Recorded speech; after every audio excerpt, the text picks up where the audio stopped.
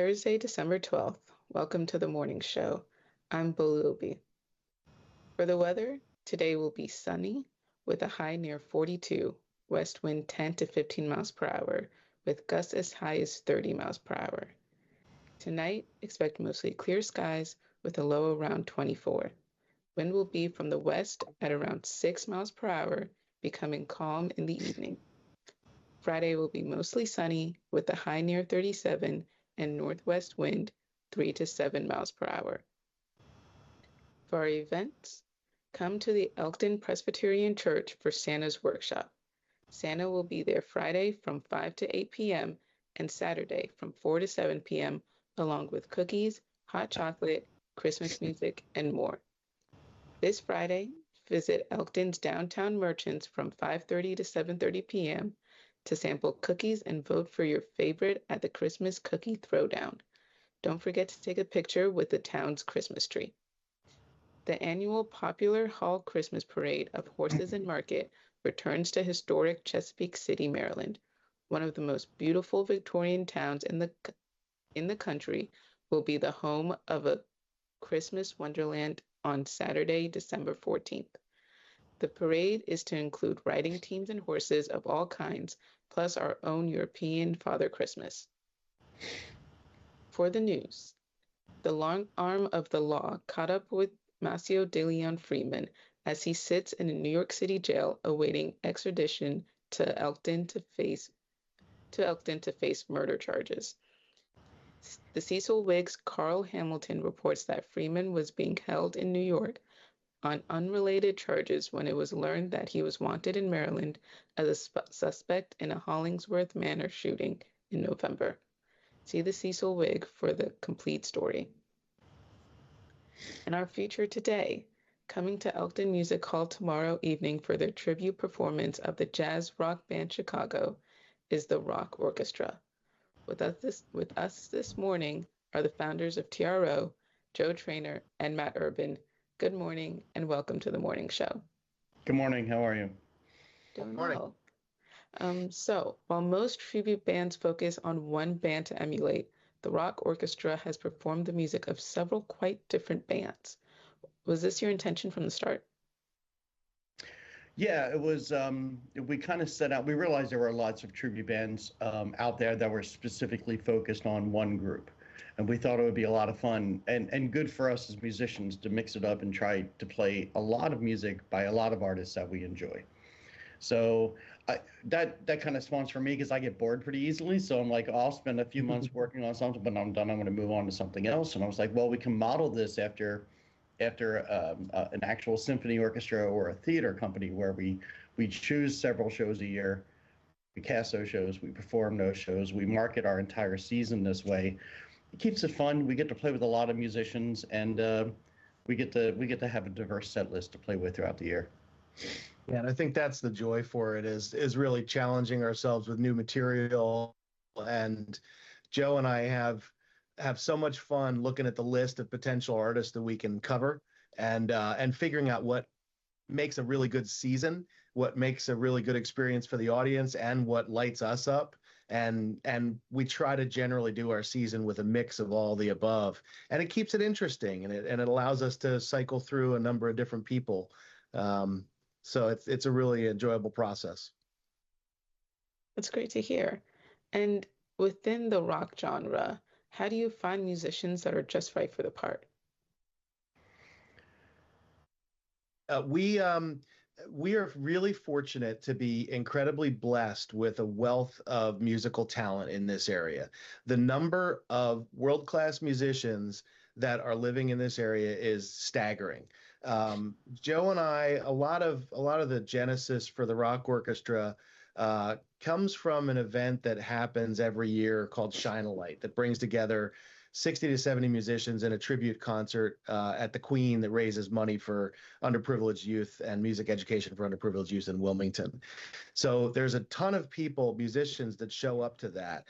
That's an incredible network. So we've built relationships with a lot of those people, and Joe has a huge Rolodex, and so we take a look at the project and decide who's going to work best for it, and so we've got a good mix of a stable of maybe 20 people that are kind of our close allies that we know can usually be the core of anything. And then we reach out further depending on what we need. And in some cases, like the orchestra model, we may have 20, 30 people up on stage for any given project. Because if we're doing a project that has a horn section or a string section, we're bringing in those parts. So the bands are purposefully built for that. And it's a lot of that networking from the area and knowing where that talent lies. Yeah, part of our focus, just the core of our focus is to recreate the music that people love live on stage. We don't dress like the artist. Like when I get up there, I'm not dressed like Robert Plant or any Bruce Springsteen, whatever. It's about providing the music in a way that's memorable to the audience, and we do it note for note. So if a song calls for a tuba, we're going to hire a tuba player to come in and play the tuba part. We're not, we're trying to do it as close to authentically as possible. When we do our Beatles tribute every summer, we bring in a sitar player. Try to bring in authentic instrumentation to do it just the way the Beatles did. So that's kind of our MO. Nice. And I know you said that you don't dress up like the characters or anything like that, but do you ever find yourself imagining you're a 1970s musician as you drive to the gig to perform, say, maybe Music of the Who? I'm doing it now. No, but I think that when you are spending so much time with these artists musically, you do want to kind of get under their skin a little bit, understand them as much as you can, and they kind of for me anyway, they do kind of embody me when I'm working. I don't try to emulate them when I sing or do anything like that, but it's hard not to feel their presence, for lack of a better word, when we're doing this. So, and plus, yeah, I mean, I've been pretending I'm a 70s rock star since I was 10 years old, so it's not hard. And for me, like I've found one of the most interesting and rewarding things about this whole thing is as we take on another project, I kind of have to embody the drummer that I'm emulating. If I'm playing John Bonham, I'm not going to play exactly like John Bonham, but I want to get the vibe. So if I'm doing something by instinct, it sounds like something John Bonham would do by instinct. But that's very different than Keith Moon. It's very different than Roger Taylor. It's very different than Phil Collins. And all of this, you kind of have to, as Joe's saying, we don't take it on and try to be them on stage, but you have to try to do that sonically and performance wise.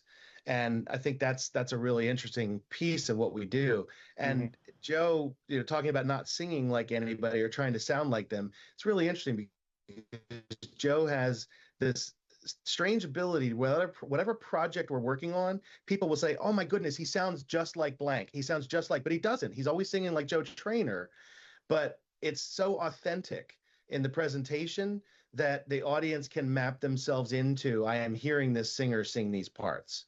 So really, really fun. And in addition to the show that you're doing tomorrow evening, you also are returning to Elkton Music Hall on January 3rd for a two-night Beatles event. Can you tell us some more about that? Every summer we host a Beatles festival called All Together Now in Wilmington, where we perform all 217 Beatles songs live on stage over 6 nights. We do this with a core band of 7, a small string section, a small horn section. That's when we bring in our sitar players and other things. We usually also have some guests. It's a huge undertaking. We've done it like for several years, and I thought it would be fun to take a 2-night version down. Yeah, that one's 6 nights. That one takes a full week. Exactly. The Beatles recently re-released their red and blue compilation albums, expanded. And during the pandemic, we did a one night where we played both the red and blue albums as they existed at the time. It took like 3.5 hours, and in an outdoor concert. But now they've expanded. There's no way to do it in one night. So I'm like, oh, we could do a 2-night thing. So we're going to do the red album on Friday, and we're going to do the blue album on Saturday. So a little mini version just to kind of give people a taste. It won't be nearly as expansive as what we do it all together now. There's simply not room on the stage at Elkton Music Hall to do that. But it'll be a really good representation of the a little taste of what happens in that week in Wilmington when we do that festival. And is there anything else you'd like to add? Anything we haven't covered today? No, Well, we're just really looking forward to it. Yeah, I'll say we're always really excited to go and play at Elkton Music Hall. The folks there are so wonderful. It's such a great gem and an asset to the community. We're really happy to be able to bring what we do there and help support what they're doing there. That's what community's about. That's what music is about. And really highly encourage everybody who's hearing this to obviously, come out to our show, but find shows and go see shows there, because it really is, it's something special that's happening, and it's something that really should be supported because music really does so much for a community, and they're working so hard to try to bring that light to everybody. True. Yeah. And you did tell me that the times that you have performed there, it has been sold out shows. So anyone watching, tickets are running out quickly. The show is tomorrow evening. You can find the tickets on Elkton Music Hall website. Thank you so much, Matt and Joe, for joining us today. Thanks for having us. Absolutely. Thanks for having us. Yeah. And thank you all for watching Cecil TV. If you think programs like this are valuable, please consider becoming a donor to Cecil Public Media. And remember that through the end of the year, your donations are matched by Newsmatch. Just go to www.ceciltv and click donate. Have a great day.